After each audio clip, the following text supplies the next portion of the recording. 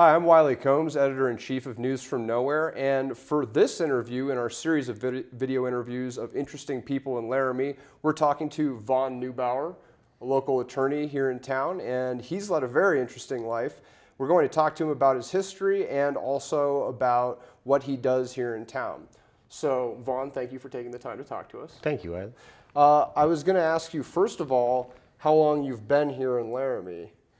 Well, I moved to Laramie when I got out of the Army in 1990, and I went to graduate school. I lived in Gillette and moved back to Casper for a while, but I've considered Laramie my hometown since roughly 1990. Okay, and what have you done here in Laramie? I went to college and law school and worked and more work. What did you do in college? What did you study? History. History? Yeah. Any specialization? In undergrad, just general European history. I went to graduate school for Holocaust studies at the University of Nebraska. All right. And how did that lead into law school? Well, that's an interesting story. You never asked me that. So I was at Freiburg, Germany, researching my master's thesis, and it was going to be hot, Wiley. It was really on the tip of the leading historiography of the subject. I was researching the role that the Wehrmacht, the regular German army, played in the mass murder of civilians. It was all cutting edge stuff, and as I was doing it, Wolfram Wette came out with a book called Verbrechen der Wehrmacht, Crimes of the Wehrmacht, and it was my thesis right there. I got discouraged. I went to Holland. I smoked pot until I ran out of money, and then I came home and applied to law school. And you've been practicing law ever since, or? Yep. Okay. Well, I went to law school, And when did you graduate from law school? 2000. 2000. And how did you start out in law? I started with the Public Defender's Office in Gillette. Okay. And I'm going to backtrack just a little bit. We'll come back to your legal experience. What did you do before you came to Laramie in 1990? Where are you from?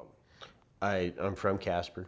And what did you end up doing that kind of led you to Laramie? What was between Casper and here? Well, I was in the Army for 4 years, but I came here to go to college. That was always the plan. And what did you do in the Army? I was in the infantry. I was a paratrooper. I was in the 82nd Airborne Division. I was in the Panama Invasion in 1989. I was a sergeant. I went in a private. I got out a sergeant. Which is pretty good, I guess. It's okay, yeah. I didn't get out a general or nothing, but... Were people calling you Sarge? No, we didn't do that. No, you called him Sergeant. We didn't do that. You'll have to excuse me. I have no military background whatsoever. So you have the Army experience. You decided to come to Laramie and go to school. And then you got your law degree. You graduated in 2000. And you became a public defender. And then from there, you kind of bounced back and forth between Gillette and Laramie and maybe some other locations. So I had a very negative experience in Gillette. This is the business with the absolute largest gulf between theory and practice you'll ever see. It's unbelievable. And if you are idealistic going into this business, you will have a very rude awakening once you get into it. It also wasn't a good situation in Gillette. They ended up firing everybody in that office because it was a very toxic environment. We had a guy named Kurt Infanger started up there. We had no guidance, no supervision. We were left to our own devices, and we did kind of okay, but and I actually quit the Public Defender's Office up there, and I moved down here and hung up a shingle, and I was blackballed from the Public Defender's Office. They wanted to right when I moved to town, Wiley, they had an ag assault committed by a football player. It would have been the greatest case for a new lawyer in town. High profile, would have got my name out of there, but no way. Vaughn Neubauer's not getting any cases. But then Fred Dethlefsen developed a conflict in the Eaton case, and Wyatt Skaggs said, well, I want Neubauer. And, you know, they didn't say no to Wyatt at that time. And so I got on the Eaton case and was back in the public defender system. So you did mention something about that when we talked prior to the interview. Can you give me some background on what this Eaton case was? So it was the 1988 homicide of Lisa Kimmell. Lisa Kimmell was this, she was beautiful, she was bright, she was 18 years old. She was a manager for Arby's. She was the one they called in when they had an underperforming store. This girl was going places. She had her parents co-sign for a waterbed when she was 16 so she could build her own credit. When she was 18, she bought a 1988 Honda CRX with personalized license plates, Little Miss. She was driving up to Cody to go see her boyfriend, got a speeding ticket in Douglas, and wasn't seen until I think it was 7 days later, floating face down in the North Platte River. She had a 4-inch skull fracture, but she had 5 stab wounds around the sternum. Not one touched a bone. They all punctured the heart, and that would be hard for a surgeon to do. And oh God, people had visions of satanic rituals and virgin sacrifice. The case was cold forever. The county sheriff was a suspect for a while. He refused to take himself off the case. He refused to submit to a DNA sample. He committed suicide before the trial. His daughter almost made it on the jury. We had jury, it was Cold Case Files #1. It was on Unsolved Mysteries twice. It was on America's Most Wanted 3 times. It was a crazy, high-profile, just insane case all the way around. And how did you end up involved in that case? Fred Dethlefsen. So there was this witness for the state named Joseph Dax, and Fred was originally Wyatt's co-counsel, but Fred had represented Joe Dax before, and so Fred had to get off the case, and Wyatt needed a new co-counsel, and he picked me. So was that kind of a big break for you? Oh, it was crazy, you know, and this, boy, before Eaton, you know, I'd go into a judge's chambers and I'd just be the red-haired stepchild, and they wouldn't listen to anything I'd say, and I was just a big annoyance to them. And after Eaton, I'd, you know, well, this is the way we do it here and there. And oh, yeah, boy, Vaughn, you're a good guy. Boy, we'll listen to you. We'll do it that way, Vaughn. It changed the world for me, Wiley. Okay. Well, maybe on some less gruesome subject material, I'd like to ask you about what you do for fun here in Laramie. Sure. Maybe about your home life. Sure.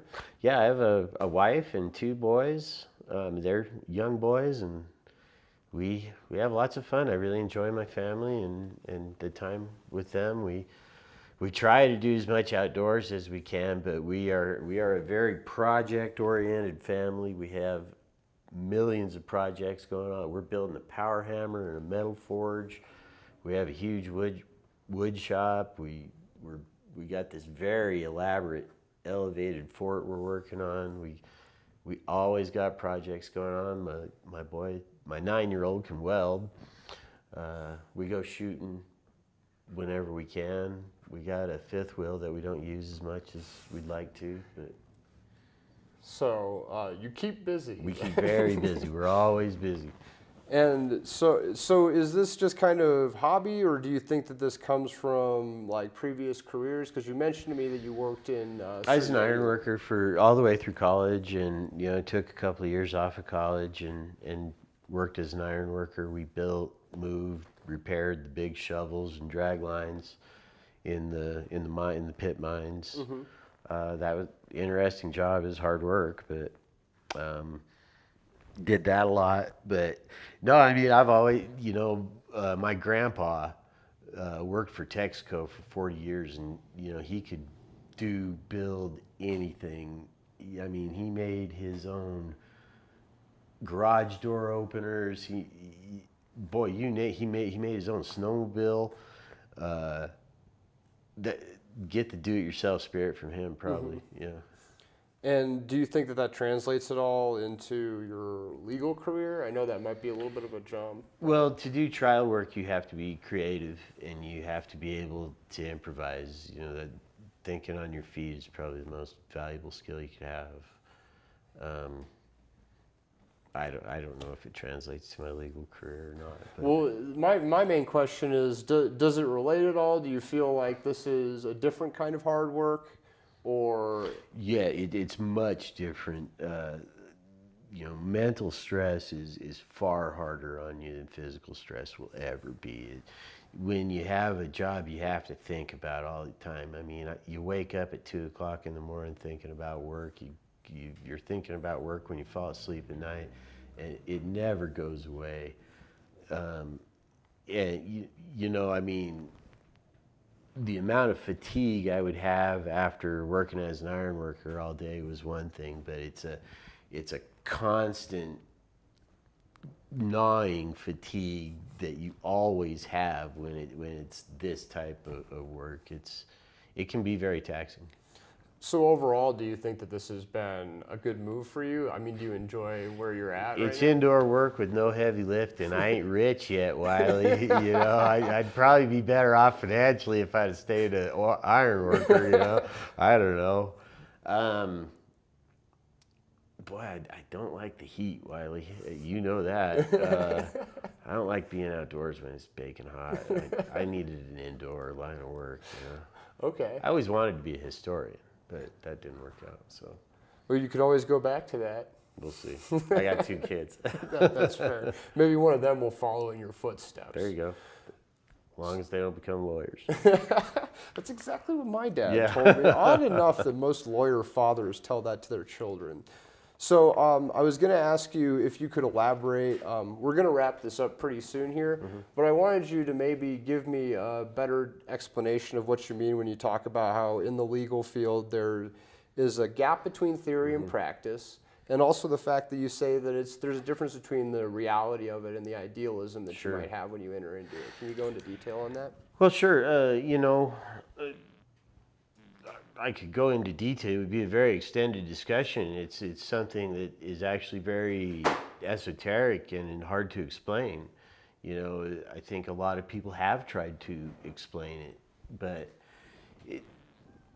you know, we have these very high-minded principles, you know, elaborated on by very intellectual people, but then there's also the side of it that actually has to make it work.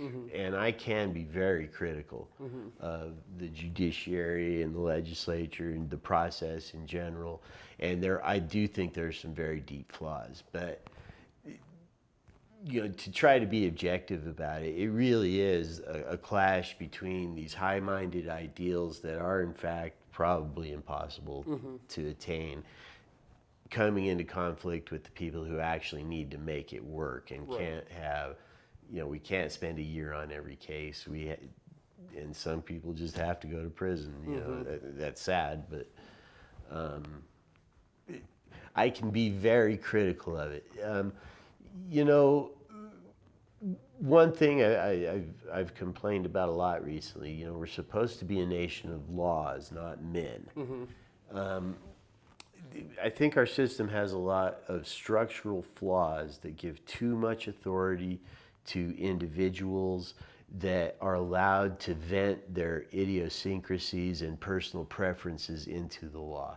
The law is structurally designed to give the decision makers, namely judges, a certain amount of leeway. And, you know, I think it would be very difficult for any human being to not insert their own preferences into that and to remain truly objective. Now, in individual cases, sometimes it's not that bad, sometimes it's horrible. And the type and quality of justice that you receive should not depend upon the personality of the person in the black dress, but it does. And that's a well-known fact among people on the inside of this profession. I have ways to address it, but they're complex and revolutionary and ain't never going to happen. But yeah, it is very hard to explain because those gilded principles still remain as a guide that sometimes we more or less follow, you know, kind of, sort of. And, you know, within the system that we have, if you were to propose a solution, boy, you know, even I would be hard pressed. I mean, the solution I have is crazy, but get rid of judges, basically. But so, you know, as critical as I can be, you know, it took 800 years for this system to develop as it has, and there's a lot of inertia against change. Most of the times, it's at least barely tolerable. That's a good point to end this. This has been a barely tolerable interview. Thank you, Wiley. I'm glad you're able to tolerate it. Well, once again, our interview subject for this video interview has been Vaughn Neubauer. Thank you for joining us Thank again, you, Wiley. Vaughn. And once again, I'm Wiley Combs, Editor-in-Chief of News from Nowhere, and this is Laramie.